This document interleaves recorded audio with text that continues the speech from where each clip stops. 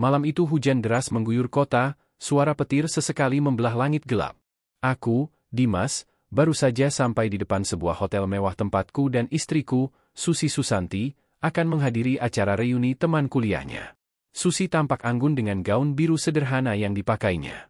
Aku bisa melihat sorot matanya campur aduk, antara bahagia, gugup, dan entah apa yang ia sembunyikan. Kami masuk ke lobi hotel, disambut oleh lampu kristal yang berkilauan. Seorang satpam berdiri tegap di pintu, tubuhnya kekar, kulitnya agak legam karena mungkin sering terpapar panas matahari. Aku menoleh sekilas, tapi Susi tiba-tiba berhenti melangkah. Wajahnya memucat seketika, bibirnya bergetar, dan matanya menatap tajam pada satpam itu. Mas, itu, suaranya tercekat, nyaris tak terdengar. Aku mengernyit, mencoba mencari tahu apa yang dilihatnya. Satpam itu pun menoleh, dan entah kenapa ekspresinya mendadak berubah. Dari sorot matanya, aku bisa melihat ada semacam getaran, seolah ia sedang menahan sesuatu yang sangat berat. Susi, gumam satpam itu dengan suara parau, nyaris tak percaya. Jantungku berdetak lebih cepat. Bagaimana mungkin satpam hotel ini mengenal istriku? Dan kenapa wajah Susi tiba-tiba berlinangan air mata? Mas, jangan bercanda, kakak saya sudah lama hilang, saya sudah tidak punya siapa-siapa lagi kecuali suami saya, ucap Susi gemetar, tangannya meremas kuat lengan bajuku. Aku terdiam, mencoba mencerna kalimatnya. Kakaknya? Jadi, satpam ini mengaku sebagai kakak kandung Susi? Bukankah Susi pernah bilang padaku kalau kakaknya hilang waktu kecil, saat keluarganya kecelakaan di laut? Semua orang sudah menganggapnya meninggal. Susi, ini aku, Andi, kakakmu. Suara satpam itu bergetar, matanya berkaca-kaca, lalu ia membuka dompet lusuh dari sakunya. Dari dalamnya ia keluarkan foto usang, gambar dua anak kecil yang berpelukan. Aku tahu satu di antaranya adalah Susi kecil, karena wajahnya sangat mirip dengan istriku. Susi langsung gemetar, tubuhnya hampir roboh kalau saja aku tidak segera memeluknya. Tapi, ini tidak mungkin, kakakku hilang saat umur 10 tahun, aku sendiri yang melihat ombak besar menyeretnya, teriak Susi di antara tangisnya. Orang-orang di lobi mulai memperhatikan kami, beberapa bisik-bisik penasaran. Aku bisa merasakan tubuh Susi dingin, matanya masih terpaku pada foto itu. Satpam yang mengaku bernama Andi itu pun menunduk, suaranya bergetar penuh penyesalan. Aku memang hilang waktu itu, Susi, aku terbawa arus dan terdampar di sebuah pulau nelayan. Ada keluarga yang merawatku, tapi mereka sangat miskin. Aku tidak bisa mencari keluargaku lagi karena aku bahkan tidak ingat alamat rumah kita. Aku hanya ingat namamu. Susanti, satu-satunya yang selalu kupanggil setiap malam. Tangisan pecah dari bibir Susi. Aku melihat betapa hatinya terkoyak. Ia ingin percaya, tapi rasa takut akan kekecewaan membuatnya terus menyangkal. Tidak, kakakku sudah mati. Jangan permainkan aku, teriaknya sambil berlari masuk ke dalam lift, meninggalkan aku dan satpam itu di lobi yang penuh tatapan orang. Aku mematung, sementara satpam bernama Andi itu menatapku penuh harap. Mas, tolong yakinkan dia, aku benar-benar kakaknya, katanya dengan suara serak. Aku hanya bisa menarik napas panjang. Hati kecilku mulai percaya pada tatapan mata itu. Tapi benarkah satpam ini adalah kakak Susi yang hilang sejak kecil? Aku tak bisa tidur malam itu. Pikiranku penuh dengan wajah satpam hotel bernama Andi, juga tangisan Susi yang hancur setelah pertemuan tak terduga itu. Di kamar, Susi duduk di tepi ranjang, wajahnya tertutup kedua tangannya.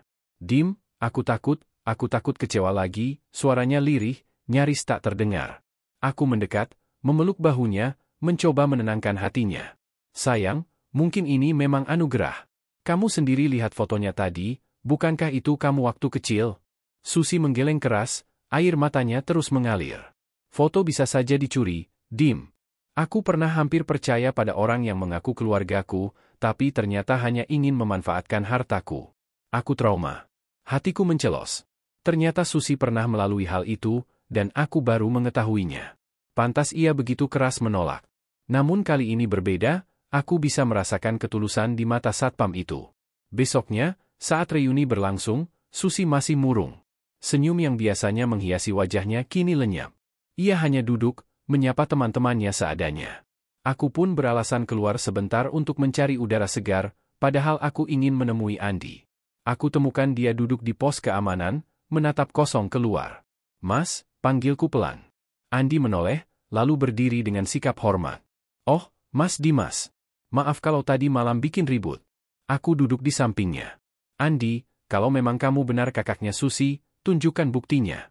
Aku percaya matamu tidak berbohong, tapi aku butuh sesuatu yang bisa meyakinkan istriku. Andi menarik napas panjang, lalu mengeluarkan sesuatu dari tas kecilnya. Sebuah gelang kecil dari kain merah, usang dan robek di beberapa bagian. Ini, dulu ibu yang buatkan untuk kami berdua. Aku selalu memakainya di pergelangan tangan. Saat aku terbawa ombak, gelang ini tersangkut di karang. Aku menyimpannya sampai sekarang. Aku menatap gelang itu dengan seksama. Aku tahu persis gelang yang sama ada di kotak kenangan Susi, yang ia simpan rapat-rapat di lemari rumah. Tubuhku merinding. Ini benar-benar petunjuk kuat. Mas, aku tidak punya niat apa-apa. Aku cuma ingin bertemu adikku lagi. Bertahun-tahun aku menahan rindu, tapi tak tahu harus kemana. Sampai akhirnya aku bekerja di sini, dan Tuhan mempertemukan kami, ucapnya dengan suara parau. Aku menelan ludah, hatiku ikut sesak. Tapi aku tahu, meyakinkan Susi bukanlah hal mudah. Malam berikutnya, aku memberanikan diri untuk bercerita pada Susi tentang gelang itu. Ia terdiam lama, matanya membesar. Tidak mungkin, gelang itu, aku masih menyimpan pasangannya. Ia segera membuka lemari, mengambil kotak kecil, dan menunjukkan gelang yang sama. Tangannya bergetar, bibirnya gemetar hebat. Tapi, kalau benar dia Andi, kenapa dia tidak mencariku selama ini? Dim, kenapa harus jadi satpam? Kenapa tidak datang lebih dulu? Teriaknya putus asa. Aku menggenggam tangannya erat. Mungkin karena dia tidak tahu caranya. Sus, dunia ini luas, kita tidak tahu apa yang dia alami. Susi menangis terseduh-seduh, dadanya naik turun. Rasa bimbang menghancurkan hatinya. Hingga akhirnya aku ajak dia untuk bertemu Andi secara pribadi. Kami janjian di sebuah taman dekat hotel. Malam itu, angin dingin menusuk tulang. Lampu taman remang-remang, dan di sana berdiri Andi dengan wajah penuh harap. Saat Susi datang, ia langsung menunduk, matanya berkaca-kaca. Susi, adikku, maafkan aku, suara Andi pecah, air mata jatuh membasahi pipinya. Susi menatapnya dengan mata basah. Tangannya gemetar, hatinya berperang antara rindu dan curiga. Kalau memang kamu kakakku, sebutkan sesuatu yang hanya aku dan kakakku yang tahu, ucapnya tegas. Hening sejenak. Angin malam berdesir. Lalu Andi mengangkat kepalanya, menatap mata Susi dalam-dalam. Dulu, waktu kecil, setiap malam kamu takut tidur karena mimpi buruk. Aku selalu duduk di sampingmu, sambil menyanyikan lagu kesukaanmu. Bintang kecil, sampai kamu tertidur. Dan kalau kamu masih terbangun, kamu selalu menarik telingaku sambil bilang, Mas Andi jangan pergi ya. Mendengar itu, tubuh Susi langsung lemas. Ia terisak keras, menutup wajah dengan tangannya. Itu benar. Hanya Andi yang tahu. Ia tak sanggup menyangkal lagi. Dengan langkah terhuyung, Susi mendekat, lalu memeluk Andi erat-erat sambil menangis histeris. Mas, ini benar Mas Andiku, kakakku yang hilang. Tuhan, aku tidak percaya ini nyata. Isak tangis mereka pecah di tengah taman, membuat dadaku ikut sesak. Namun kebahagiaan itu hanya bertahan sebentar. Dari kejauhan, aku melihat dua pria berpakaian hitam memperhatikan kami dengan tatapan mencurigakan. Salah satunya berbicara di telepon sambil melirik ke arah Andi. Perasaanku tiba-tiba tidak enak. Ada rahasia besar apa di balik kembalinya Andi ini?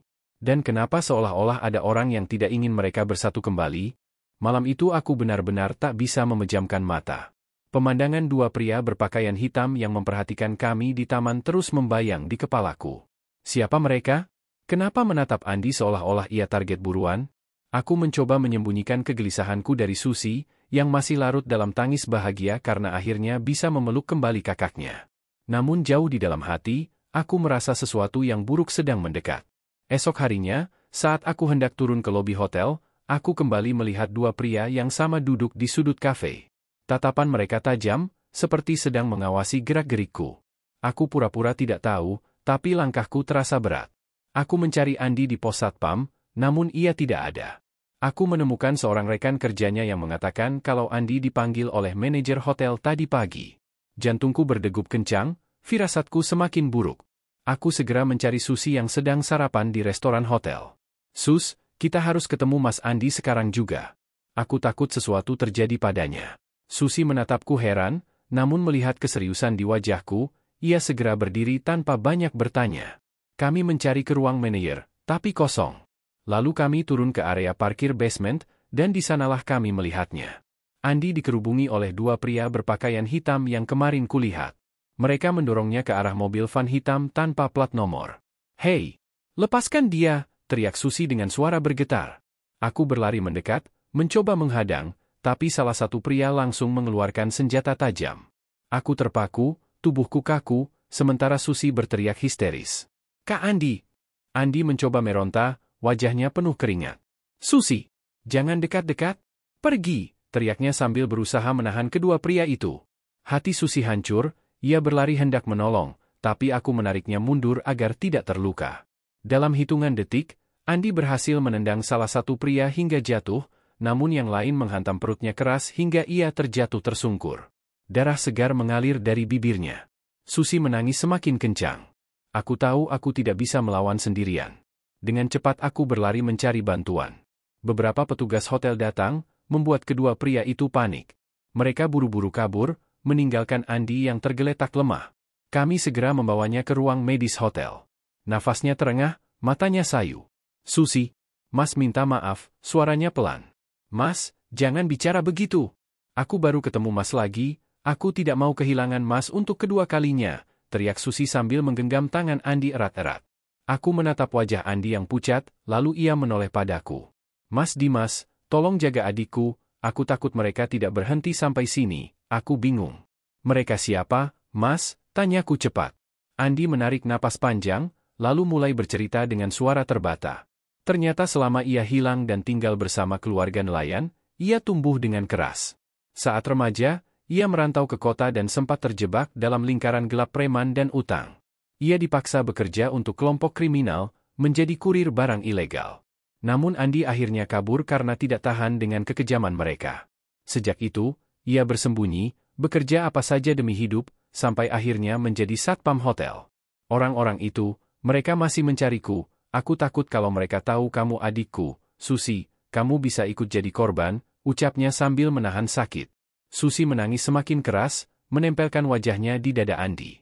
"Mas, aku tidak peduli masa lalu Mas. Aku cuma mau Mas tetap hidup bersamaku. Aku sudah terlalu lama kehilangan Mas." Tangisan itu membuat suasana semakin pilu. Aku sendiri hampir tidak bisa menahan air mata. Dokter hotel datang dan menyarankan agar Andi segera dibawa ke rumah sakit besar untuk operasi, karena luka dalamnya parah. Kami segera membawanya dengan ambulans. Sepanjang perjalanan, Susi terus memeluk tangan kakaknya, berdoa dengan suara bergetar. "Ya Allah, jangan ambil Masku lagi," tapi takdir berkata lain. Sesampainya di rumah sakit, setelah beberapa jam operasi, dokter keluar dengan wajah serius. "Kami sudah berusaha semaksimal mungkin, tapi maaf, pasien tidak tertolong." Dunia seakan runtuh di hadapan Susi. Ia menjerit histeris, tubuhnya roboh, aku harus memapahnya agar tidak jatuh. "Tidak, Mas Andi, jangan tinggalkan aku lagi. Aku baru menemukannya." Suaranya menggema di lorong rumah sakit, membuat semua orang yang mendengar ikut menangis pilu. Aku sendiri hanya bisa berdiri kaku, menahan sesak di dadaku. Andi pergi, setelah sempat bertemu adiknya, namun meninggalkan luka yang begitu dalam. Beberapa hari kemudian, pemakaman Andi berlangsung sederhana. Hanya ada kami, beberapa rekan kerja hotel, dan keluarga angkatnya dari kampung nelayan yang datang jauh-jauh. Susi duduk di tepi makam, wajahnya pucat, matanya sembab. Ia menyentuh tanah basah itu dengan jemarinya, berbisik pelan, "Mas, akhirnya aku bisa menemukanmu, meski hanya sebentar. Aku janji akan selalu mengenangmu, menjaga namamu, dan mendoakanmu setiap hari." Air matanya menetes lagi, tapi kali ini bukan hanya karena duka, melainkan juga rasa syukur. Meski perpisahan itu menyakitkan, setidaknya doa yang selama ini ia panjatkan terkabul, ia bisa bertemu dengan kakaknya sebelum ajal menjemput. Aku berdiri di sampingnya, memeluk bahunya erat. Aku tahu luka ini tidak akan sembuh dalam waktu singkat. Tapi aku juga tahu, dalam setiap tangis Susi, ada kekuatan yang perlahan tumbuh, kekuatan untuk menerima kenyataan, meski sepedih apapun. Dan aku berjanji, apapun yang terjadi, aku tidak akan pernah membiarkannya merasa kehilangan sendirian lagi. Malam itu, di bawah langit yang temaram, Susi menatap bintang dengan mata basah. "Mas Andi, dulu kau selalu nyanyikan, bintang kecil, untukku. Sekarang, aku akan nyanyikan untukmu, di surga." Suaranya lirih, penuh getaran, tapi juga syarat cinta yang tak akan pernah padam.